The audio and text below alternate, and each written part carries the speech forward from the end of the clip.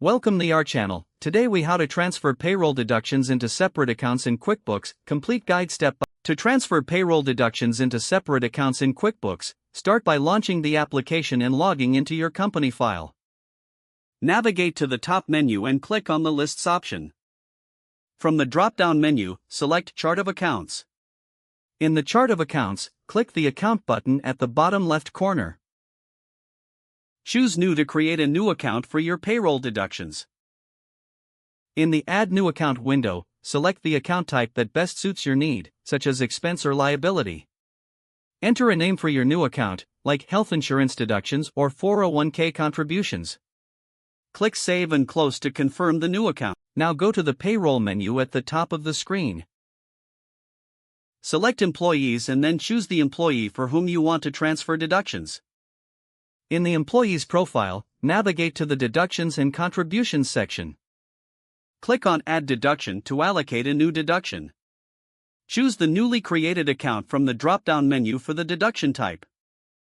Enter the necessary details, including the amount and frequency of the deduction.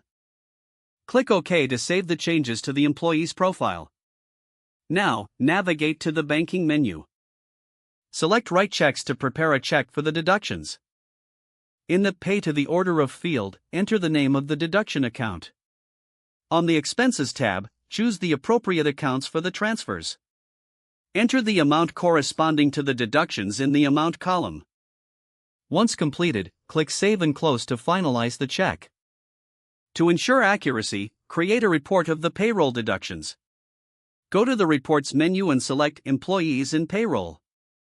Choose Payroll Summary to review the deductions setup. Verify that the payroll deductions are correctly allocated to their respective accounts. If any discrepancies appear, return to the respective employee profiles and make the necessary adjustments.